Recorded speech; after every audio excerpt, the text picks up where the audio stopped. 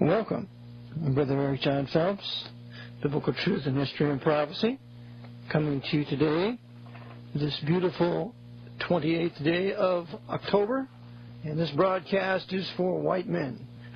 White men who are Bible-believing, historically Protestant and Baptist, white men who speak English and don't want Spanish for a second language.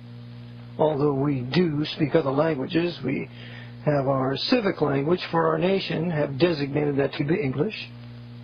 We are white men who wish to have our own nation somewhere here in North America, where we can have our own borders, where we can protect our race, our language, our culture, our historic white Anglo-Saxon, Protestant, and Baptist heritage, having sprung out of England and Germany and Holland and other Northern European countries, which brought the world out of the Pope's Dark Ages after the first 30 Years' War from 1618 to 1648, and have brought the world such wonderful scientific inventions as the light bulb, as the toilet, so we don't have to use a chamber pot, as locomotion like electromagnetism or even internal combustion engines, steam engines. The advance in technology that has made our lives, given us lots of time to be able to do other things like research and investigation, where we don't have to be constantly busy foraging for food to eat. All of this was a result of white men who spoke English, who believed the Bible, who used the sword of the Spirit in one hand, the Word of God, and the sword of just defense, the weapon, the gun in the other, subordinate to a group of leaders called their government who wanted to promote that. And that's what we want back. This empire, this American empire, has nothing for us. Nothing. There is no difference between Barack Obama and John McCain. None. They're both wicked sinners. They're both Freemasons. They're both serving the papacy. They're both praying each other. At the Archbishop's Al Smith dinner just earlier this month, having a ball while people are losing their homes and their life savings and their jobs. Everything's a joke to these people. And the joke's on us. Both of them are going to let these millions of alien Roman Catholic savage invaders into this country and let them stay here in violation of the law. Both of them are going to continue the Pope's crusade into Iraq. Both of them are going to continue. Both of them signed off on this horrible reorganization and grand theft, huge grand theft on Wall Street just a couple of weeks ago.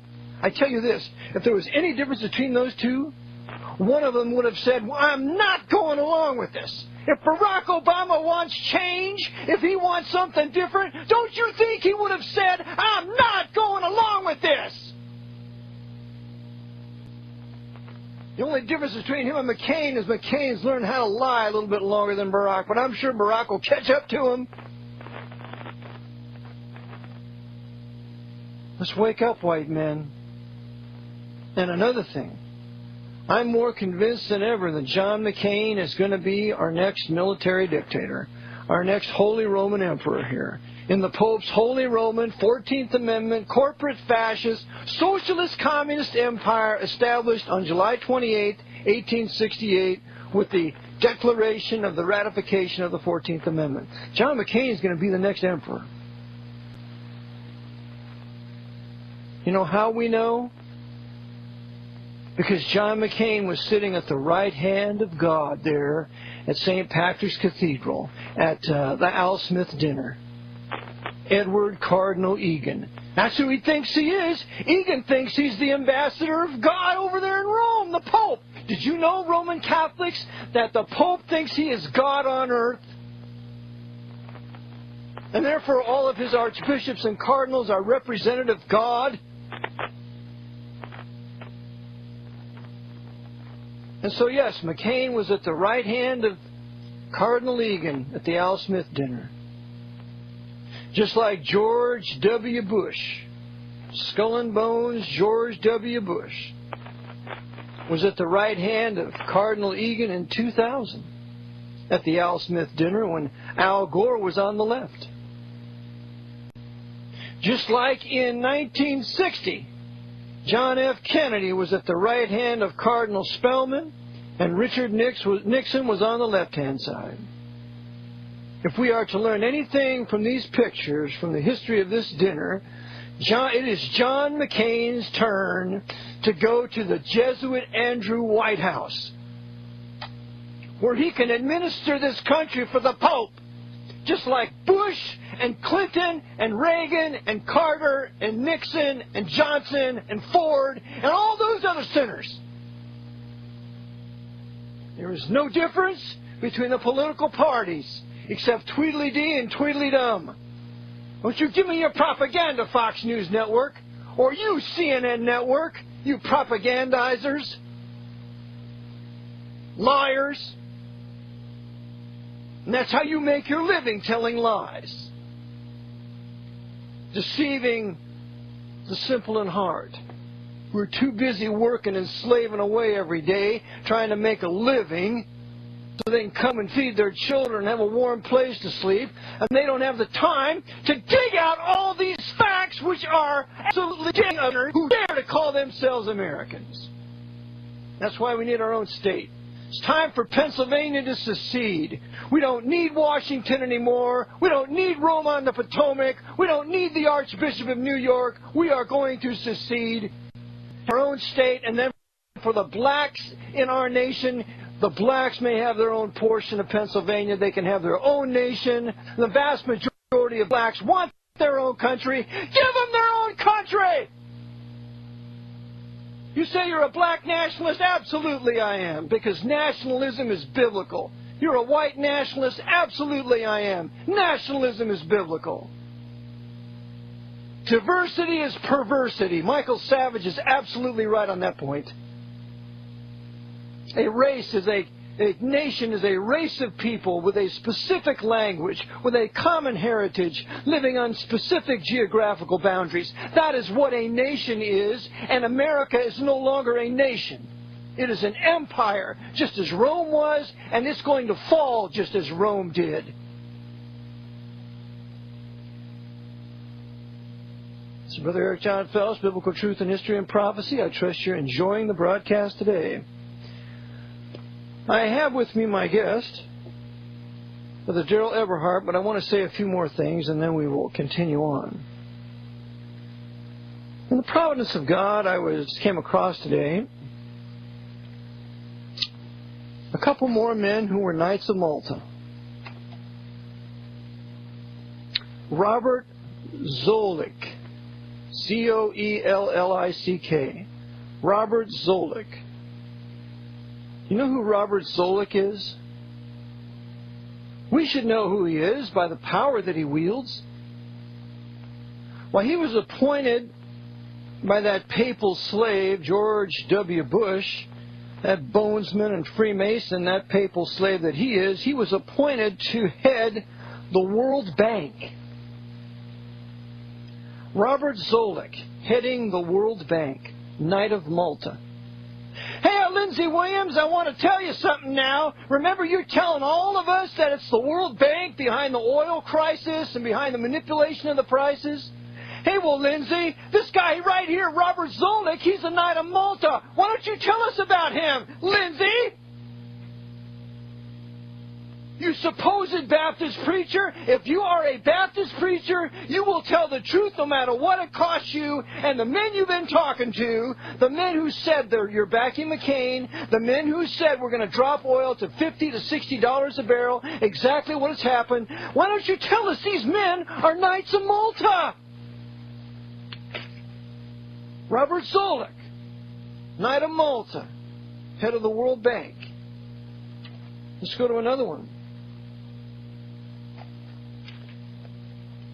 Richard Torrenzano,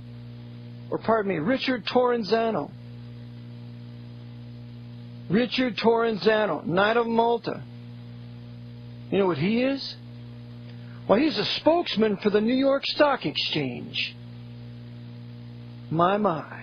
A spokesman for the New York Stock Exchange. The Knights of Malta run the stock exchange. They run that casino up there, and they know what's going to happen every day, and they make millions of dollars every day knowing all the inside trades, while the poor souls that invest in the stock exchange seeking to have a larger portfolio and really trying to want to build a country with funding corporations, they get waxed! How about another one?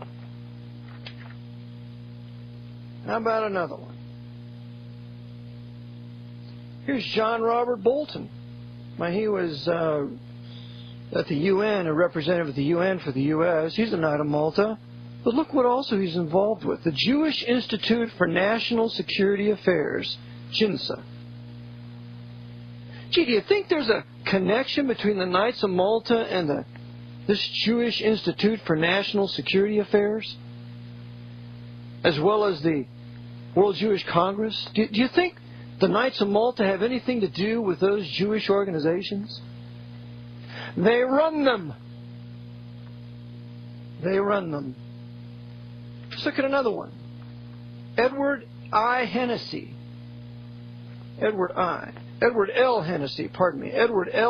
Jr. He's a Knight of Malta. I mentioned him in my book, Vatican Assassins. He is a director of the New York Stock Exchange. So here's another Knight of Malta in the New York Stock Exchange. How about telling us about that guy, Tex? How about you, Alex Jones? How about you, Noel? How about telling us about the Knights of Malta in New York, running the banks? Or it's all the Jews, huh? Come on now, you got to deal with these facts. And you know how you guys deal with them? You ignore them. You know why? Because you're coadjutors. You're not stupid, and you're not gutless. So that only leaves one other solution. You're coadjutors, busy serving the Pope, seeking to direct our attention away from the Vatican onto some impotent Jews who are nothing more than creatures and surrogates for the Pope. Look at it here. Edward L. Hennessy, he's also a director of the Federal Reserve Bank in New York. Along with Timothy Geithner. You sinner! How about another one? Here is Lord Guthrie of Craigbank.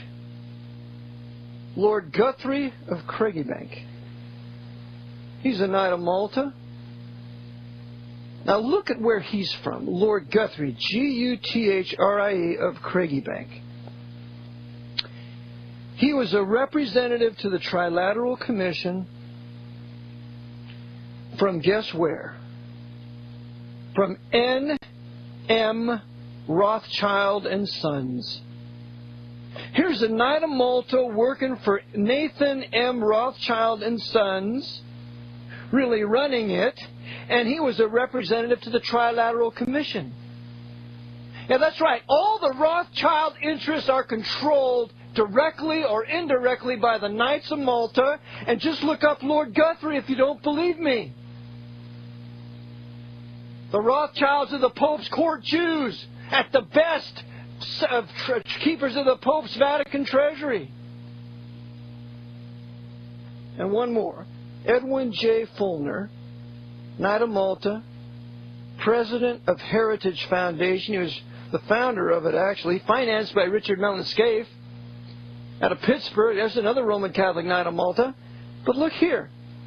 Here's Edwin J. Fulner. He's International Monetary Fund and World Bank insider, sent by the U.S. to the World Bank. All of these men are Knights of Malta. All of them are busy serving the Pope. All of them are seeking to make a world government under the Pope from a rebuilt Hebrew temple in Jerusalem, making Jerusalem a new world capital. And this is completely in accord with what the papacy wants. This is what the Vatican wants. One verse of Scripture, and then we shall continue. Ephesians 5:11. And having no fellowship with the unfruitful works of darkness, but rather reprove them.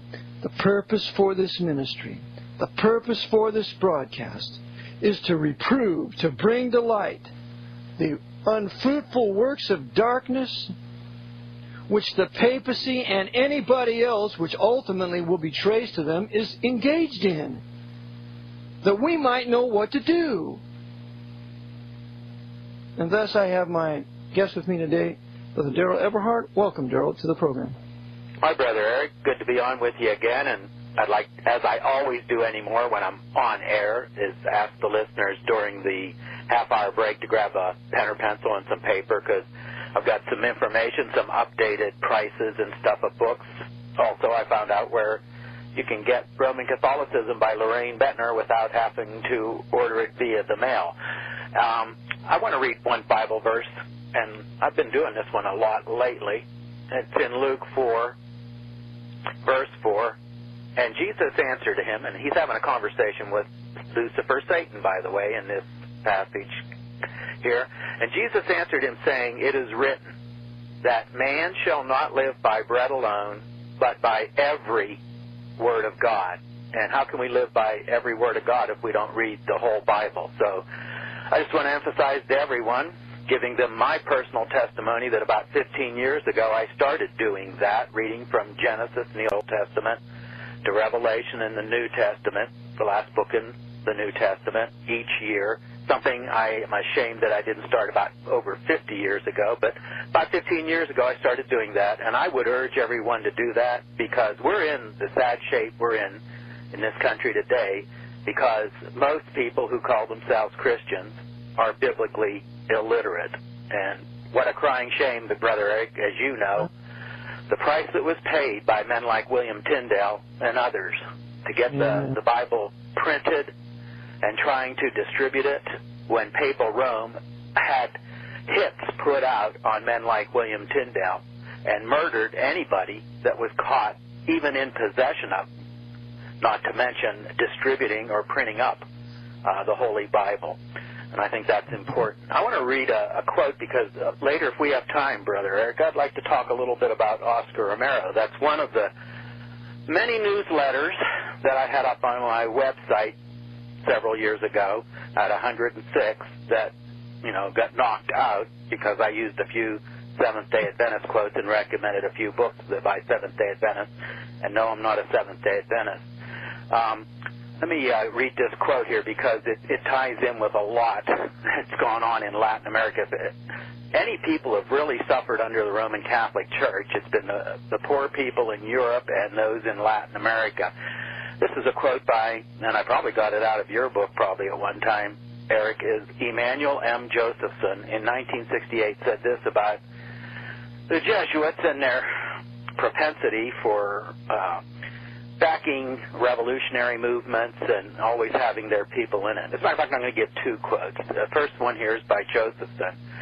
And he's talking about Jesuit-trained Illuminist Adam Weishaupt. So he says, Weishaupt's success in forcing the Vatican to reestablish the abolished Jesuit order through revival of the Church's original Nazarene communism in the form of present-day communism led to the conspiracies controlled by the Society of Jesus, in other words, the Jesuits. Continuing the quote, whenever a totalitarian movement erupts, whether communist or Nazi, a Jesuit can be found in the role of advisor or leader. In Cuba, Father, and I don't speak Spanish, but Armando Lorente, and in Argentina, the neo-Nazis are led by Father, and I guess it's Menville or Menville, M-E-N-V-I-E-I-L-L-E. The point I want to make here is that you look at guys like Mussolini.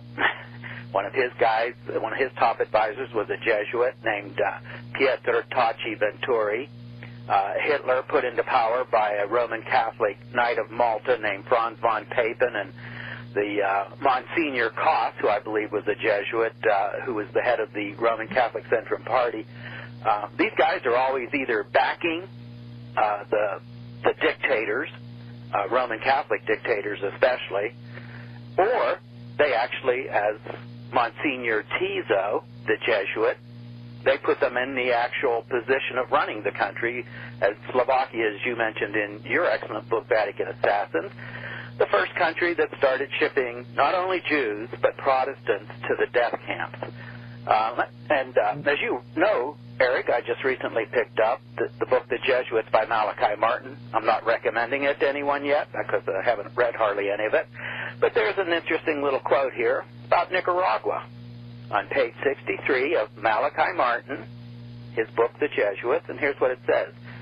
From its very first days in power, the Sandinista junta included those same 5 loyal and youthful priests in the new government at cabinet-level posts. Jesuit, again, I don't speak Spanish, Jesuit Fernando Cardinal, Jesuit Alvaro Arguello, Father Ernesto Cardinal, Mary Knoll Father Miguel de Soto Brockman, and Diocesan Father Edgar Perales. So, did you notice that in your research, brother? Of course, my tongue's in my cheek right now. That Jesuits are all over the map in these revolutions and that. Did you ever notice that? I think maybe once or twice. Okay. Anyway, you mentioned McCain, and by the way, I wouldn't recommend it. I agree 100% with Eric that at the national level, the Republicans and the Democrats are totally controlled by Papal Rome. But I got my newsletter from the Gun Owners of America, Larry Pratt, and they have the ratings for the people in Congress as concerns gun control. And, of course, they have them for the presidential race also. And McCain gets a C-, which is a pretty bad grade, which means he's a gun grabber. Yep. And on the Democratic roll, Palin gets an A+, but, you know, what role is she really going to play in a McCain presidential administration? For the Democrats, this is a really good one. You know, hardly anyone I looked through a bunch of these congressmen and stuff, hardly anyone got an F-, but both Obama and Biden got F- from Gun Owners of America, rating them on the issue of gun control. So we know what these people want to do, and that's to take away our guns.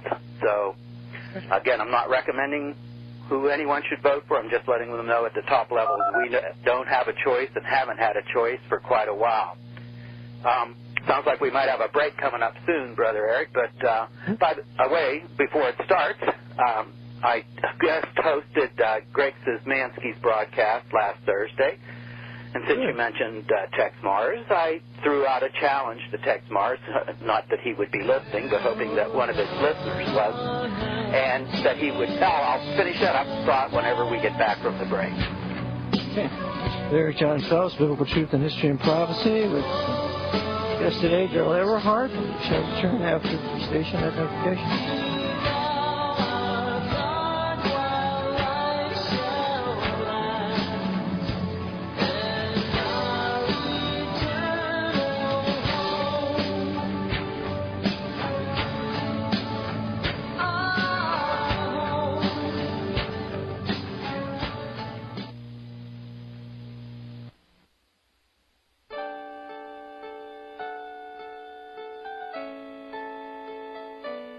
The program you are listening to is 100% sponsored by you, the listener, on this First Amendment Rights Media channel. You will notice that there are few commercials on this radio network. There's a good reason for that. Corporate advertising dollars come with strings that limit program content. So without your help, these programs cannot continue on Internet or our several affiliates. If you benefit by the educational law programs, we ask you to give. If you are admonished or nurtured by the Bible and ministry programs, we ask you to give. If some voice a cause that you are passionate about, we ask you to give.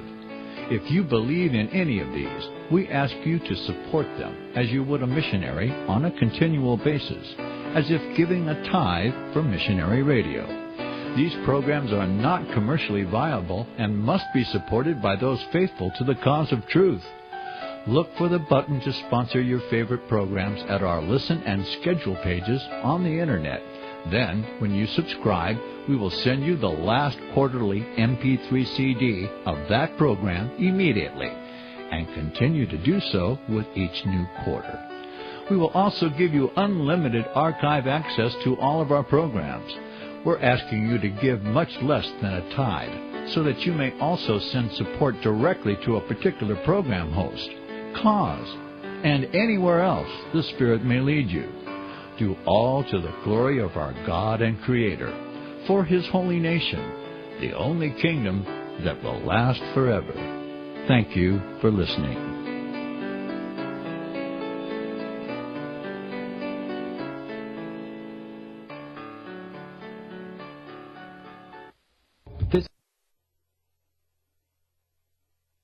Visit crosstheborder.org, CROSS, crosstheborder.org, to get your print, EPUB, or PDF version of the book, The Rapture Will Be Canceled. That's crosstheborder.org. I know you all want answers, and believe me, so do I, and I'll do my best to get them. Despite Nicolas Cage's promise to do his best to get left behind rapture answers for us, don't hold your breath. Not everyone believes Left Behind is true prophecy. Some may even regard as conspiratorial the mainstream re-release of the Left Behind movie with actor Nicolas Cage portraying the main character as an attempt to further reinforce in the minds of all this perception of false prophecy in order to condition the masses for the play about to begin. If you want true Bible prophecy answers, get the book, The Rapture Will Be Canceled. The author exposes the Latin rapture origin, the 7-year tribulation deception, true Bible revelation of Daniel's 70 weeks, the abomination of desolation, the restrainer, America in the Revelation, the image of the beast and the mark of the beast, and the truth about God's chosen people, and so much more about Bible prophecy. This book will shatter the Left Behind paradigm of future events. Get the book, The Rapture Will Be Canceled. Visit crosstheborder.org, CROSS, crosstheborder.org, to get your print, EPUB, or PDF version of the book, The Rapture Will Be Canceled. That's crosstheborder.org.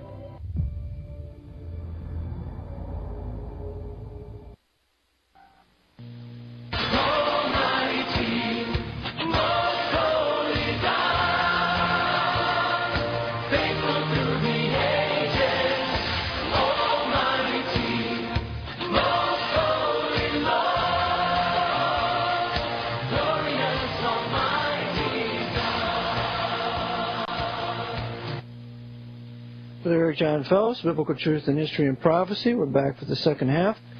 And my guest this Tuesday with me, Darryl Eberhart. And before we begin, I would just like to mention that I have a book for sale, Vatican Assassins, Wounded in the House of My Friends. It's 836 pages. And after I finish this printing, I don't believe I'm going to print any more of them. We have about 40 of them left. And then I will always have the CD, Vatican Assassins, plus the free CD.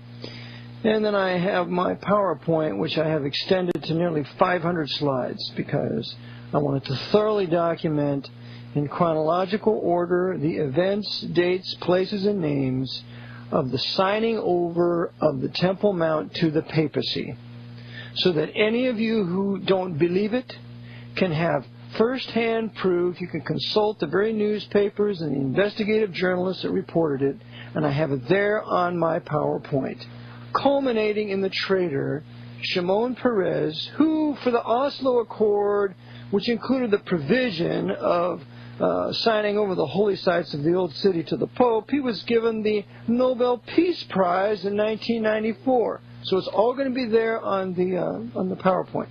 I have the Engineer Court of Hell, which is one of the most important books ever written by an American on the Jesuit order, written in 1883, and that's for $10. So please call me at 610-589-5300, 610-589-5300, or you can email me at eric@vaticanassassins.org, Eric at VaticanAssassins.org.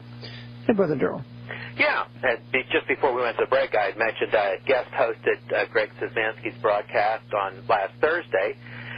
And since you had mentioned that Tex Mars, the email, you had read it on one of your previous broadcasts. I think it was last Tuesday when I was on with you, and where Tex says that your book is full of errors. So I said, hey, Tex Mars, if you're listening, and of course I knew he probably wasn't, but hoping that one of his followers was, that they would pass that on to him. And I said, hey, Tex, why don't you debate Eric Jon Phelps on his broadcast or on Greg Szymanski? I'm sure Greg would like to set that up. That'd be 2 hours worth. And point out where Eric's book is full of errors, because I would really like to know, and I don't want to know a typo or something. I want to know historical errors, major historical errors that Eric has in his book, because I read your original book, Vatican Assassins, which I think Wounded in the House of My Friends, the first edition, that Tex Mars interestingly carried for a while, and it was heavily a tremendous bibliography, heavily footnoted, lots of references and quotes from other writers, many of them from over 100 years or more ago, that were much closer to the events. And so I just, again, throw that out. If there's a listener here that still gets Power of Prophecy newsletter, how about emailing or writing or calling Tex's ministry at Power of Prophecy and ask him if he would like to debate Eric Jon Phelps and point out how his book is full of errors. Because, again, I don't think Tex is going to be able to do that, Eric, because I've read enough other books. Yeah, that's generally true. There were probably a couple errors, and one error I learned from Michael Collins Piper. And so I conferred with Barry Chamish about that when I said that concerning the assassination of Kennedy, that he was a friend of Israel. It turned out that he was not. He was not a friend of Ben-Gurion. He did not want to go along with giving nuclear technology to Israel. The popes revived Latin Kingdom of Jerusalem, and for that reason, that was another reason that they got rid of him. So I checked with Barry Chamish on that. He substantiated it. So in my third edition, I changed it. I corrected it. So that major mistake was corrected. There was also a mistake when I called Edward Mandell House a Jew.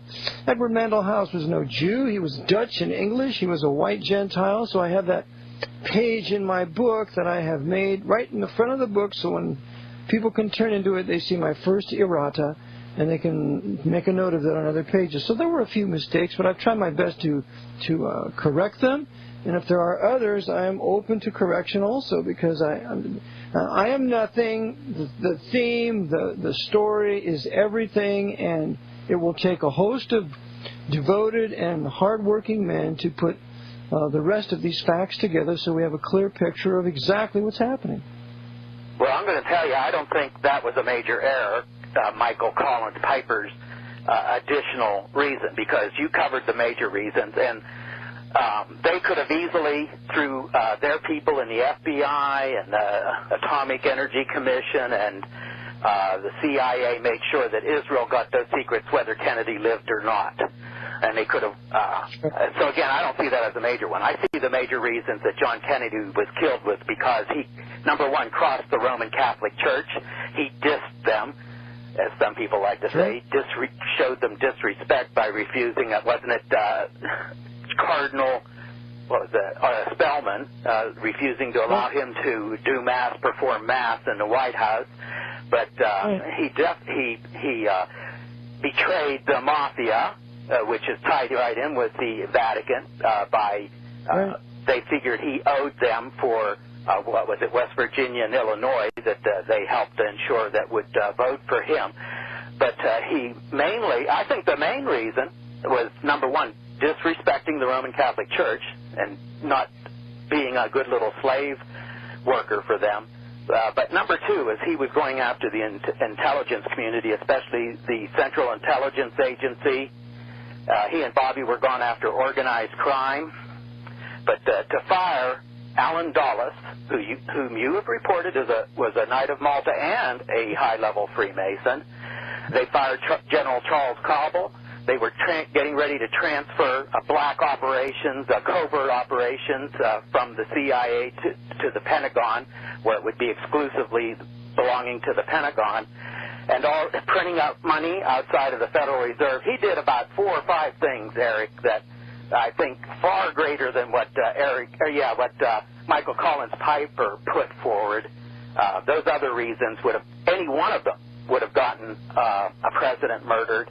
And Kennedy did about 5 major ones. He said he was going to splinter the CIA into 1,000 pieces. That's right. He also said Bobby and he hated, and it was a mutual hatred, both Lyndon Johnson and J. Edgar Hoover, the director of the FBI, that claimed for decades that there was no organized crime in this country, so that ought to tell you something. They were going to force him into retirement. They were going to force him out. So I don't see Piper's reason as a major thing, and it certainly wasn't a major error on your part. I don't even list it in what I've written about the murder of JFK, because I see it as a minor thing. I see the major reasons as the ones I just stated. Anyway, someone talks to Tex, and he has the courage to get with Greg Szymanski or yourself and schedule a debate, because I think it needs to be aired out. And I don't think he's going to be able to produce much, to tell you the truth. And I don't even think he'll jump on a debate, but he ought to, because he's one of the ones that, as we mentioned the last time I was on with you, he used to be kind of balanced. And by the way, the thing that the video that you had mentioned he had put out some things about Papal Rome. He had criticized the pedophilia, and I like that. At one time, he may still do, carried that audio tape by Sister Charlotte, but he put out a good 1 or 2 good VHS tapes. One was called Vatican Rising, which was a pretty good tape. But all of a sudden, about 2 to 3 years ago, Tex went from being what I think I gave him this nickname, an equal opportunity basher, because he went after gun control, the environmental movement, a little bit after Papal Rome. But all of a sudden, about 2 to 3 years ago, he shifted. Almost 80% of his ministry was going exclusively after the Jews, Zionists, Israel, and the Jewish neocons that he certainly indicated were running, the White House and the U.S. government, basically. So, yeah, Tex needs to have the guts to step forward and show, point out errors and convince us all that the Jews are running everything and not the Jesuits, as you and myself and a few others, Greg Szymanski, John Daniel, and others point out.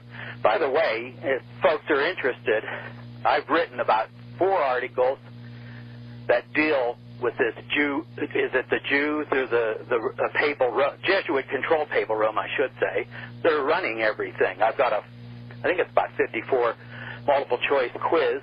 Let me give my website. It's toughissues.org.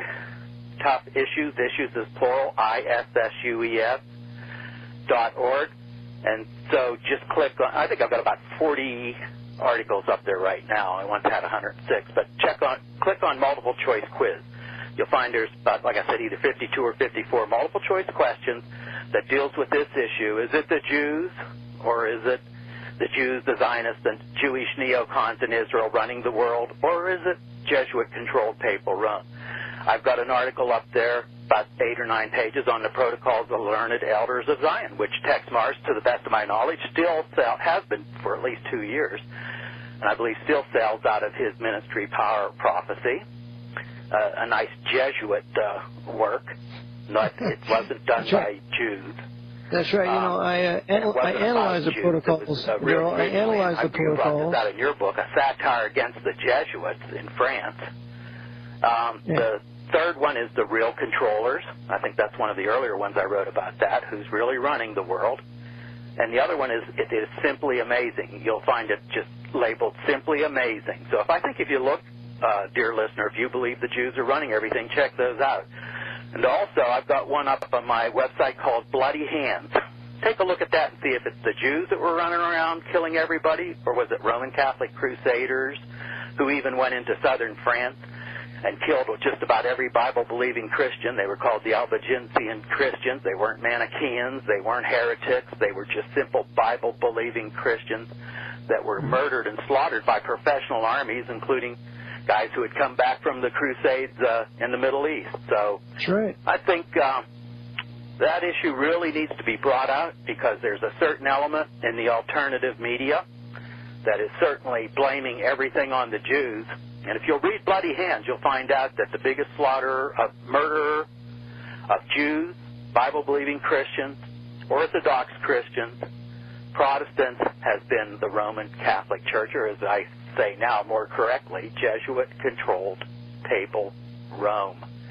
I said I wanted to talk. Well, let me give a couple more websites, Brother Eric. And I want to tell them your website you already mentioned, but VaticanAssassins.org.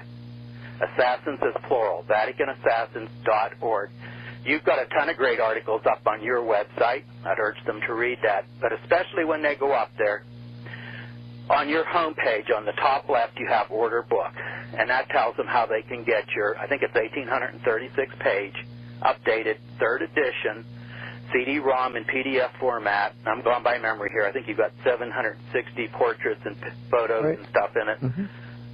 To get that CD-ROM in PDF format, called Vatican Assassins, the 3rd edition. And also, you mentioned you also throw in another CD-ROM in PDF format with 13 rare books that used in writing that. So if they can afford $45 postage paid, you'll get 2 CD-ROMs that'll give you enough reading for a couple weeks at least if you're a fast reader. I consider your work, Eric, to be the epitome of the great expose on the Jesuit order, showing clearly that they're the ones that foment wars and revolution. They're the ones that run around assassinating heads of the state. They're the ones that have been, and that's where I got so much of my information on how many times they were expelled, even from Roman Catholic countries. Some of those Roman Catholic countries threw the Jesuits out at least 3 times. Portugal, Spain, and France, I think, were predominantly Roman Catholic countries, tossed them out. Of course, they were tossed out of a good many countries in Latin America also. So if you can afford that $45, please do that. That helps Eric, and it'll help you to get really up to snuff on the greatest threat to freedom that the world, in my mind, has ever seen, especially over the last 400 years, is the Jesuit order. And they control, again, the entire mechanism of Papal Rome, plus the highest levels of Freemasonry. They sit at the very top of the secret society's pyramid. Let me just give them about 3 more websites that they've got tons of great articles up there. And I was amazed. I was up on Chuck Wilcox's website probably about a week ago, and he just has a whole lot of articles up there about Papal Rome. And that's C.T. Wilcox, like Charlie Tango, C.T. Wilcox, WILCOX.com. Go up there and click on articles, and you'll see he's got a lot up there on financial stuff and pedophilia and all other kinds of stuff about Papal Rome. If you want to see a lot of photographs, go up to spirituallysmart.com. That's Thomas Richard's website. A ton of pictures that'll show, the bushes with Knights of Columbus, a whole bunch of foreign leaders bowing down to the Pope and his representatives. So that's spirituallysmart.com. Take advantage of these while the website's there. I don't think it's going to be up there forever. And another one is arcticbeacon.com. He's got a lot of good articles, especially about doctrinal issues with Roman Catholicism. arcticbeacon.com. And those are just some websites that will give you lots of information about Papal Rome. One more article I wanted to mention about that's on my website, and you were nice enough to have me on, I think about 3 or 4 times we covered the 22 reasons why Roman Catholics should come out of the Roman Catholic system, and that's under urgent appeal to Roman Catholics on my website, toughissues.org. If you're a Roman Catholic, I think you need, whether you're Roman Catholic or non-Roman Catholic, if you call yourself a Christian, you need to get up there and take a look at that, because I listed reasons or ways that Papal Rome blasphemes God, God the Father, the Son of God, and the Holy Spirit of God through the use of their titles of Holy Father, Vicarius Christi, and what's the other one? Help me out here. Oh, it's Vicarius Filii Dei, which is the vicar of the Son of God, which is the Holy Spirit. So that's a pretty serious charge. So if you're a Roman Catholic, I'd really urge you to go up there and take a look at that. And there's some Bible verses in there, too.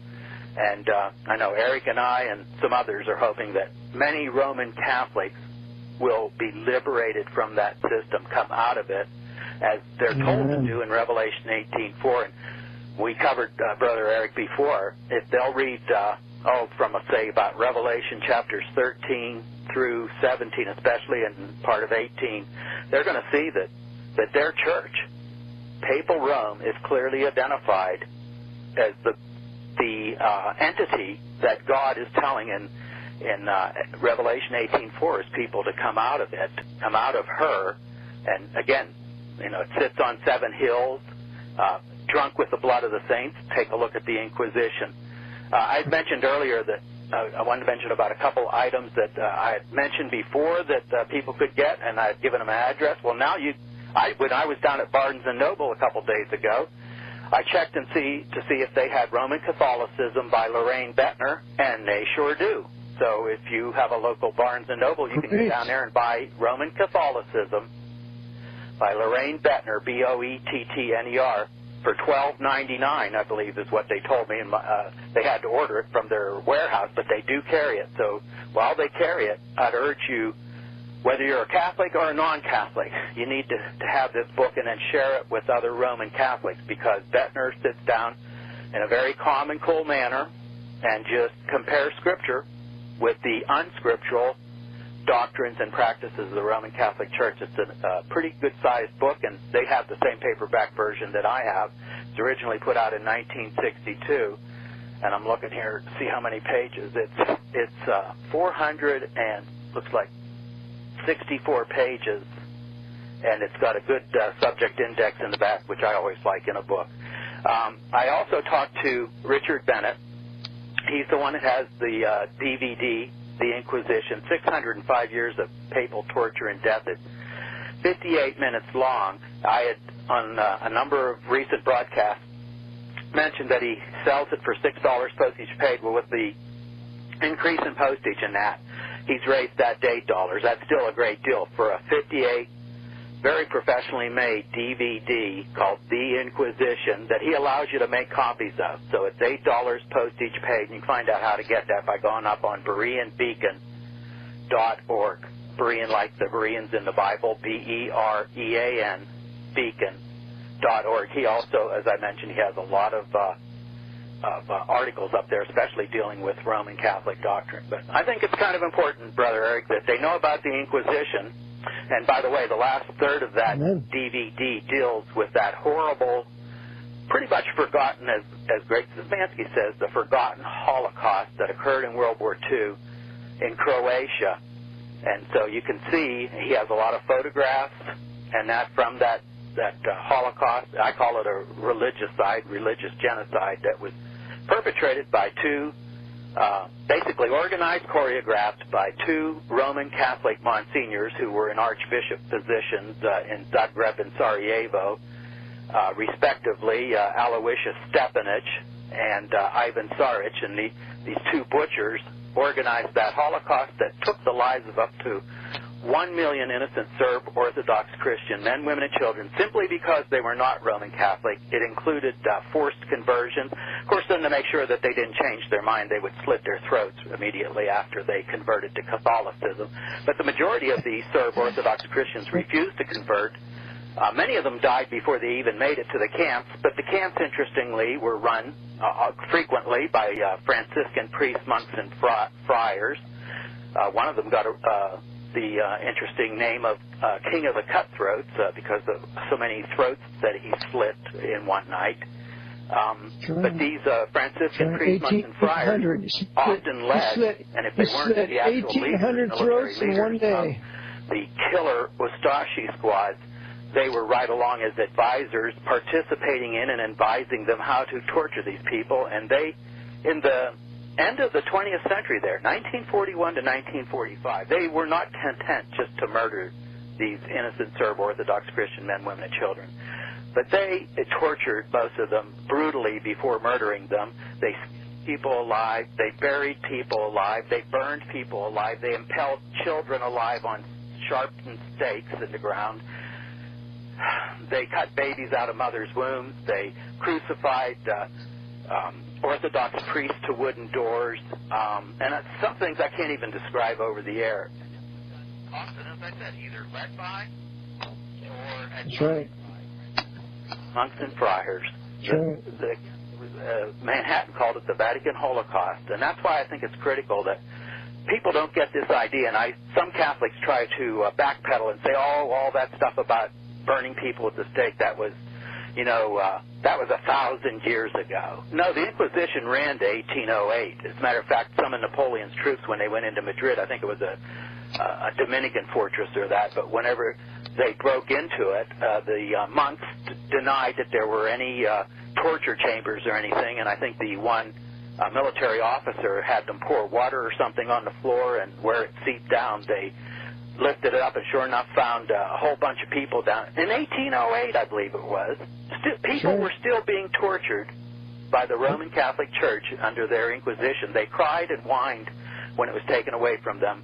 But we need to remember that, it was even in the late 20th century that they carried out that on a gigantic scale within Croatia, a modern-day Inquisition. And I believe, and so do I believe you believe, Brother Eric, that they got the same exact thing planned here for the United States of America with their 10 FEMA regions and their 10 Jesuit provincials. And all of us, we need to get out of denial about this, or don't think about it, it's going to go away. It's not going to go away.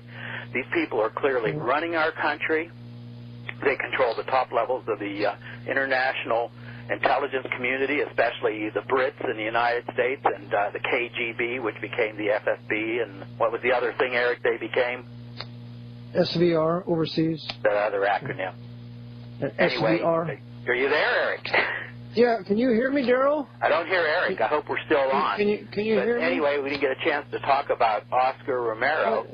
And but we're going to have to go, Darryl. Can you hear me? Yeah, we're going to have to hit Oscar Romero some other time. But people need to really know about that Inquisition, don't they, Eric? Right. Hey, well, thanks for being with me, Darryl, and the Lord bless, and I'll have you on again next Tuesday. Okay, God bless you. Bye now. Okay, bye-bye. Well, it's Brother Eric Jon Phelps, Biblical Truth and History and Prophecy, with a dear friend and brother in Christ, Darryl Eberhart. If you wish to support this ministry, this broadcast, please send your donations to First Amendment Radio, care of Nicholas, and he will apply it to the broadcast. As he is kind enough to give me this broadcast for nothing. I don't give him a penny. So he has been very gracious and very kind. So please support First Amendment Radio. Again, thank you for tuning in. I intend to do a special broadcast on the Vatican's court Jews who control AIPAC, American Jewish Congress, World Jewish Congress, all of them, how they are totally beholden to the Pope of Rome. Until tomorrow, the Lord bless you as you serve Him according to His Word, the AV 1611. Fair enough.